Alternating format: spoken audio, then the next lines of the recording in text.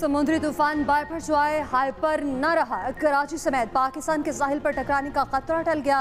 तूफान केटी बंदर से बहुत दूर से गुजर गया।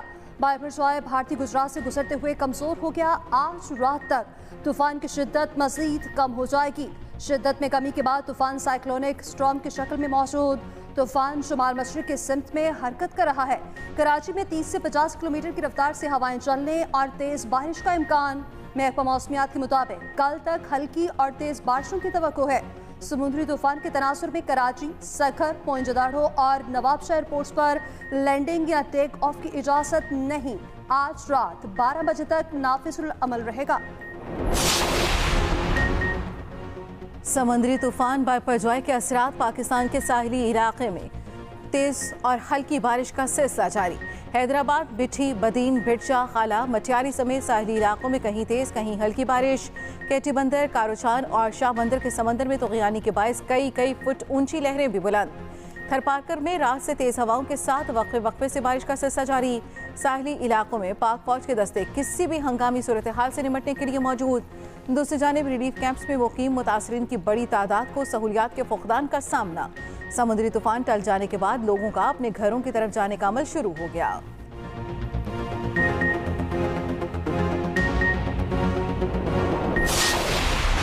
समुद्री तूफान बायफरजॉय ने भारत में तबाही मचा दी। भारतीय गुजरात में बड़े पैमाने पर तबाहकारियां, निज़ाम जिंदगी दरहम बरहम।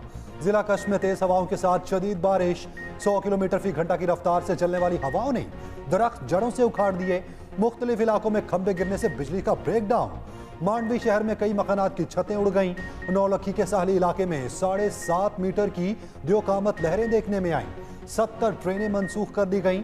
मुख्तलिफ हादसात में 20 अफराद जख्मी। बड़े पैमाने पर मवेशी हलाक हो गए। भारतीय महकमा मौसमियात के मुताबिक बायफरजॉय अब रियासत राजस्थान की तरफ बढ़ रहा है, जहां उसके कमजोर होकर डिप्रेशन में तब्दील होने का इम्कान है। नजरसानी में केस दोबारा सुनना बुनियादी असूल के मुनाफी है। क्या नजरसानी को अपील का दर्जा दिया जा सकता है या नहीं? सुप्रीम कोर्ट में रिव्यू ऑफ जजमेंट एक्ट के खिलाफ केस की समाअत के दौरान चीफ जस्टिस का सवाल। अटॉर्नी जनरल ने कहा कि आर्टिकल 184 की शिक 3 के फैसले के खिलाफ अपील 5 रुकनी बेंच सुनेगा। 5 रुकनी बेंच में वो 3 जजेस भी शामिल होंगे जिन्होंने पहले फैसला दिया होगा। अटॉर्नी जनरल ने भारतीय सुप्रीम कोर्ट के 2002 क्यूरेटिव रिव्यू का हवाला भी दिया। चीफ जस्टिस उमर अता बंदियान ने कहा कि भारत में मुकम्मल इंसाफ की फराहमी के लिए नजरसानी के इख्तियारात को वसी करने का तसव्वुर मौजूद है। हम इस मामले को हल कर सकते हैं। जस्टिस मुनीब अख्तर ने कहा कि भारत में भी अपील और नजरसानी की तफरीक को बरकरार रखा गया है। समाअत मुलतवी कर दी गई।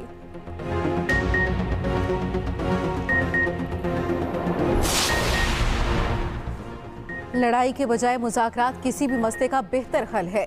पाकिस्तान अक़वाम मुत्तहिदा की करारदादों के तहत मसला कश्मीर का हल चाहता है। वज़ीर ख़ारजा बिलावल भुट्टो का इंस्टीट्यूट ऑफ स्ट्रेटेजिक स्टडीज़ में खिताब। कहा, अफ़गानिस्तान में क़याम अमन के लिए दुनिया को किरदार अदा करना चाहिए।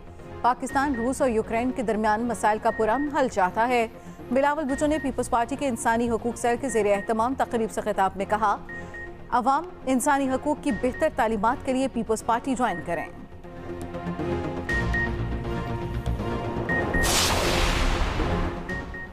वज़ीर दिफा की वाइस चांसलर बारे डकैत का लफ्ज़ इस्तेमाल करने पर माजरत। वाइस चांसलर्स के खत पर ख्वाजा आसिफ ने कौमी असम्बली में खिताब करते हुए कहा, तकरीर में मेरा जोर करप्शन पर था। इस दौरान मैं वाइस चांसलर से मुतालिक डाकू कहकर तजावुज़ कर गया। असातिज़ा की इज्जत करते हैं, मगर ये शोबा भी मुल्क के बाकी शोबों की तरह करप्शन से पाक नहीं। स्पीकर राजा परवेज अशरफ का खैर मकदम। कहा, मुझे अभी तक वाइस चांसलर खत तो नहीं मिला, मगर ख्वाजा आसिफ ने खुद ही माजरत करके अच्छा किया।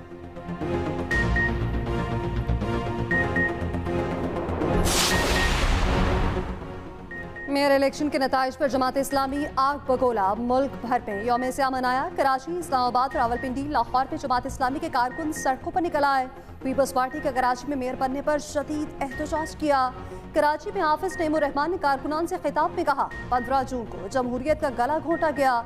मेयर के जाली इंतखाब और गैर जमहूरी और गैर आईनी अमल को मुस्तरद करते हैं। पीपल्स पार्टी और सिंध हुकूमत ने जबर तशद्दुद और इलेक्शन कमीशन की मिली भगत से अवामी मैंडेट पर कब्जा किया।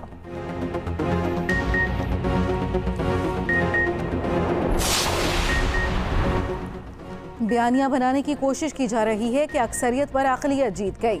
अगर हाफिज नईम को ज़्यादा वोट नहीं पड़े तो इसकी जिम्मेदारी हम पर नहीं। सूबाई वजीर सईद गनी की कराची में मीडिया से गुफ्तगू।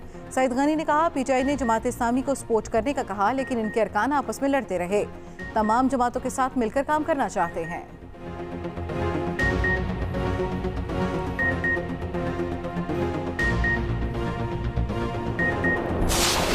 इससे पहले सेंसस हुआ था, उसमें भी सिंध के साथ जाती हुई। आपके MQM के वजीर जो उस वक्त फेडरल कैबिनेट का हिस्सा थे, उन्होंने साइन कर दिया कि हम सेंसस को मानते हैं। बैठ जाओ, तकलीफ में बात करना अपनी, बैठ जाओ। हाँ, तो मैं बता रहा हूं, ये जो दोस्त ने बात की कि कराची में लोग अफगानिस्तान से आ जाते हैं, खैबर पख्तूनख्वा से आ जाते हैं, पंजाब से, सिंध से आ जाते हैं। वो सिंध से आ जाते हैं, क्या कराची सिंध है? कराची सिंध है। किसी के बाप में मजा ले आने से रोके। कराची सिंध है, कराची सिंध रहेगा। तुम होते कौन हो धमकी देने वाले? तासुब और नफरत की जुबान की मुजम्मत करते हैं। कराची सिंध है और सिंध रहेगा। सूबाई वजीर शर्जील मेमन MQM पर बरस पड़े। सिंध असेंबली में इजहार ख्याल में कहा, हमने MQM से नहीं कहा था कि बल्दियाती इलेक्शन का बाइकआउट करें। मानता हूं कराची में स्ट्रीट क्राइम है, मगर अब बोरी बंद लाशें नहीं मिलती।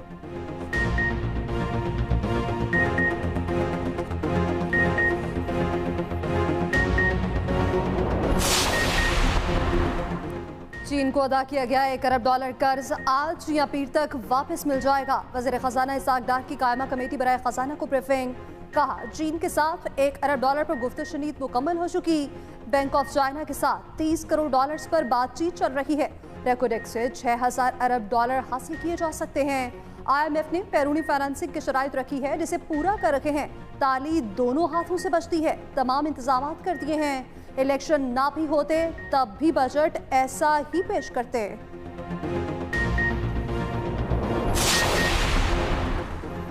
डॉलर का फिर रुपए पर वार। ओपन मार्केट में डॉलर $2 महंगा, नई कीमत $297 हो गई। इंटरबैंक में डॉलर 17 पैसे के बाद $287.19 का हो गया। स्टॉक मार्केट में मंदी, 67 पॉइंट्स की मंदी के साथ कारोबार का इख्तिताम। 100 इंडेक्स कम होकर 41,301 पॉइंट्स की सतह पर बंद हुआ। सोने की फी तोला कीमत में ₹2700 इजाफा। फी तोला सोना ₹2,23,400 का हो गया।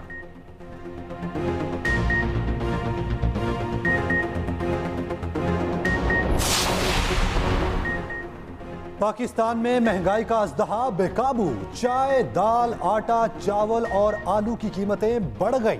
इदारा शुमारियात के मुताबिक सालाना बुनियाद पर हफ्तावार महंगाई में 35% का रिकॉर्ड इजाफा हुआ।